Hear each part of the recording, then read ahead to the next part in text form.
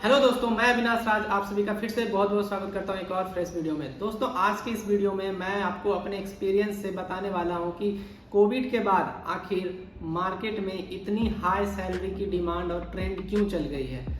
आप में से अगर कोई आपके फ्रेंड या आप आईटी इंडस्ट्री से ताल्लुकात रखते हैं तो आपने देखा होगा कि लोग काफ़ी जॉब स्विच कर रहे हैं। अभी रिसेशन भी चल रहा है, कुछ लोगों को 200, 300, 500% तक की हाइक मिल रही है और कुछ लोग जो है जॉब के लिए स्ट्रगल कर रहे हैं। पूरा मार्केट जो है वो हिला हुआ है। तो इस वीडियो में मैं आपको समझाने की कोशिश करूंगा। मेरा जो फोकस है वो रहेगा कि आखिर इतने हाई पैकेज का रीज़न क्या है। तो दोस्तों, ये जो पूरा खेल है ये शुरू होता है 2019 से। 2019 में कोविड आया, अंत में 2019 के अंत में कोविड आया और ये पूरी दुनिया के लिए ही एकदम न्यू था। ऐसा कभी भी किसी ने सोचा नहीं था कि पूरा जो मार्केट है वो बंद हो जाएगा। तो क्या हुआ दोस्तों कि जैसे ही कोविड आया तो जो लोग इंडिया से बाहर काम कर रहे थे या इंडिया में काम कर रहे थे, अलग अलग स्टेट में काम कर रहे थे, वो सब ने थोड़ा पैनिक हो गए और वो सब जॉब छोड़ छोड़ के जो है घर जाना स्टार्ट कर दिया। कई कंपनियां भी जो थी वो डिसीजन नहीं ले पाई, क्विक डिसीजन नहीं ले पाई कि अब उनको कैसे आगे बढ़ना चाहिए, क्या करना चाहिए। उन्होंने भी जो है अपने ऑपरेशंस कुछ डिपार्टमेंट के बंद करना शुरू कर दिया।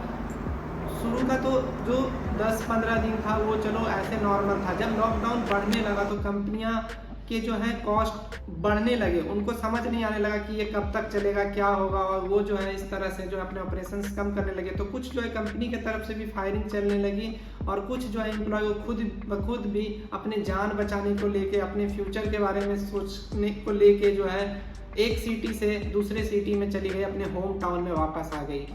तो ये एक जो है एक बहुत बड़ा रीजन था जहां से जो है मार्केट में एक गैप क्रिएट हुआ। अब समझते हैं कि आखिर जो मैं गैप वर्ड बोल रहा हूँ, इस गैप का मीनिंग क्या है। तो दोस्तों, गैप को समझने की कोशिश करते हैं। क्या हुआ दोस्तों कि जैसे ही लॉकडाउन आया, एकदम से जो इनिशियली कुछ दिन था उसमें employment as well as employ को सोचने का एक मौका मिल गया। दोनों ने अपने एम्प्लॉयमेंट जो है, जो एम्प्लॉयर था वो अपने बिजनेस के बारे में सोचने लग गया कि वो अब अपने बिजनेस को कैसे आगे लेके जाए। हालांकि जल्दी ही कंपनियों ने फिगर आउट कर लिया और वर्क फ्रॉम होम का एक नया कंसेप्ट आया और कुछ कुछ कंपनी के लिए तो ये बहुत फायदेमंद साबित हुआ, बट जो कोर कंपनी थी मोस्टली उनको बहुत सारी मुसीबतों का भी सामना करना पड़ा क्योंकि उनके लिए वर्क फ्रॉम होम का कंसेप्ट फिट नहीं बैठता है। दूसरी तरफ मैं बात करूं एम्प्लॉय की, तो उन्होंने भी जो है उनको भी काफ़ी समय के बाद सोचने का एक मौका मिला, रिलैक्स हुए। जब वो अपने घर गए, परिवार से मिले, जब उन्होंने इतना बड़ा पैनिक का सिचुएशन देखा, लाखों डेथ अपने नज़र के सामने होते हुए देख रहे थे, तो उन्होंने रियलाइज़ किया कि क्या जो जॉब वो कर रहे हैं उनसे उनको सेटिस्फैक्शन मिल रहा है, क्या ये सही है, क्या लाइफ में वो यही करना चाहते हैं, इनसे उनको हैप्पीनेस मिलेगा या उनके लिए जो सोर्स ऑफ हैप्पीनेस है वो कुछ और है। कुछ लोगों ने जो है जॉब को क्विट कर दिया और अपने पैशन को फॉलो करना शुरू कर दिया। कुछ लोगों ने जो है स्किल सेट पे अपना ध्यान देना शुरू कर दिया और इस तरह से जो है दोस्तों एकदम से मार्केट में जो है एकदम पैनिक वाला सिचुएशन आ गया दोनों तरफ, क्योंकि वर्क फ्रॉम होम नया था, लोगों को अडेप्ट करने में टाइम लग रहा था। कुछ लोगों ने तो एकदम इमीडिएट ही जॉब वगैरह छोड़ दिया था। तो कहने का मतलब क्या था, जो डिमांड और सप्लाई है उसके बीच एक गैप आ गया। पहले क्या होता था, एक और रीजन मैं आपको बताता हूँ। हर साल इंडिया में ही, सिर्फ इंडिया में ही TCS, एसेंचर, कॉग्निजेंट वगैरह जो है लाखों इंजीनियर्स को हायर करती है, लाखों फ्रेशर्स को हायर करती है और उनको जो है ट्रेन करती है 1-2 साल में और वो अच्छे सॉफ्टवेयर डेवलपर बन जाते हैं। कोविड आया, कॉलेज में जो है प्लेसमेंट भी बंद हो गया और इसका इम्पैक्ट ये पड़ा कि जो डेवलपर्स जितने मार्केट में चाहिए होते थे, क्योंकि हर साल आपको पता है कि जो IT इंडस्ट्री है, टेक्नोलॉजी का, ये आगे की तरफ बढ़ रही है, ये बूम कर रही है, तो इंजीनियर्स भी और ज़्यादा चाहिए। उल्टा क्या हुआ कि कोविड के बाद जो है प्लेसमेंट बंद हो गई और वो हायरिंग सही से नहीं हो पाई। कॉलेजेस में स्टूडेंट वगैरह को भी पता नहीं था कि कैसे क्या होगा। कुछ कंपनियां ने ऑनलाइन इंटरव्यू वगैरह शुरू कर दिया, पर जो 2020 का साल था स्पेशली, उसमें काफ़ी गैप आई नई जॉब्स में भी। अब डिमांड बहुत ज़्यादा बढ़ चुका था और सप्लाई इधर बहुत कम हो गया। क्यों? क्योंकि फ्रेशर्स भी नहीं आए कंपनी के पास और जो एग्जिस्टिंग एम्प्लॉय वगैरह थे वो भी जो है कुछ अपने जॉब्स को छोड़ के कुछ और ही उन्होंने सोच लिया, कुछ और ही प्लान कर लिया। कई ने अपना फील्ड ही चेंज करने का सोच लिया। कुछ लोग ने सोचा कि जैसे जो बहुत सारे मैं ऐसे लोगों को जानता हूँ जो यूएस से वापस आए, उनके पास सेविंग्स थी, उन्होंने सोचा अब इंडिया में ही कुछ बिजनेस स्टार्ट करते हैं, अब बाहर नहीं जाना है, फैमिली भी बहुत इंपॉर्टेंट है। तो इस तरह से जो मार्केट में गैप आया, अब कहानी के दूसरे पहलू को समझते हैं कि इस गैप से क्या इम्पैक्ट पड़ा, एम्प्लॉयमेंट को क्या, एम्प्लॉयर को क्या इम्पैक्ट पड़ा और एम्प्लॉय को इसका क्या बेनिफिट मिला। तो दोस्तों क्या हुआ कि कोविड के बाद वर्क फ्रॉम होम वगैरह जो भी था कंसेप्ट, लोगों ने जल्दी से ही अडाप्ट कर लिया और जैसे ही कोविड का इम्पैक्ट थोड़ा थोड़ा कम हुआ तो 2020 के अंत तक और 2021 के शुरुआत में ये काफ़ी बूम कर गया। आईटी इंडस्ट्री सबसे ज़्यादा बूम करने वाला इंडस्ट्री बना क्योंकि टेक्नोलॉजी की जो डिमांड है बहुत ज़्यादा बढ़ गई। उसका सबसे बड़ा ये रीज़न था कि लोगों ने इस चीज़ को रियलाइज़ कर लिया कि टेक्नोलॉजी ही हमें प्रोटेक्ट कर सकता है फ्यूचर को। बिजनेस वगैरह जितने भी जिस तरह के भी बिजनेस थे उन्होंने आइडेंटिफाई कर लिया कि हमें ऑनलाइन इकोसिस्टम को अडॉप्ट करना पड़ेगा। हर बिजनेस ने ये सोचना स्टार्ट कर दिया कि मेरे लिए ऐप या वेबसाइट होना चाहिए जहाँ से मैं कि ऑर्डर्स वगैरह ले सकूँ, लोगों को जितना से ज़्यादा कन्वीनियंट दे पाऊँ। हर बिजनेस जो है वो टेक्नोलॉजी के बारे में सोचने लगा और आईटी जो है यहाँ से बूम करने लगा।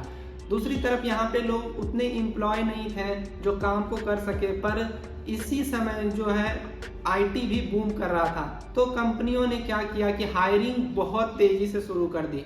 अब क्योंकि फ्रेशर्स मार्केट में कम थे, उन्होंने एग्जिस्टिंग एम्प्लॉय को टारगेट किया जो स्टार्टअप में काम कर रहे हैं, छोटी छोटी कंपनी में काम कर रहे हैं, उनके पास कम एक्सपीरियंस भी है पर वो अगर स्किल्ड है, उन्होंने उनको टारगेट करना शुरू कर दिया। उन्होंने इसी साल जो है बहुत सारी कंपनियों ने जो टियर 1 वगैरह कॉलेज के ही स्टूडेंट को सिर्फ हायर करती थी वो छोड़ के पूरा ओपन प्लेसमेंट ही कर दिया। ओपन उन्होंने इंटरव्यू वगैरह लेना स्टार्ट कर दिया। उनके कंपनी के जो एचआर वगैरह लिंक्डइन वगैरह पे रीच करने लगे। किसी को भी अगर रेलिवेंट स्किल सेट है तो उन्होंने इंटरव्यू शेड्यूल करना स्टार्ट कर दिया। चूंकि डिमांड बहुत ज़्यादा था और उतने स्किल सेट एम्प्लॉय मिल नहीं रहे थे, तो यहाँ पे गेम आया पैकेज का।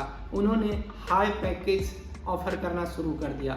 और मज़े की बात यह है दोस्तों कि जो एम्प्लॉय था, जो हमारे जैसे एम्प्लॉय थे जो जॉब के लिए देख रहे थे या फिर जो नहीं भी देख रहे थे, उनको इतना अच्छा सैलरी हाइक मिल रहा था 200% 300% कि उन्होंने मतलब अपना दिलचस्पी और बढ़ा दिया।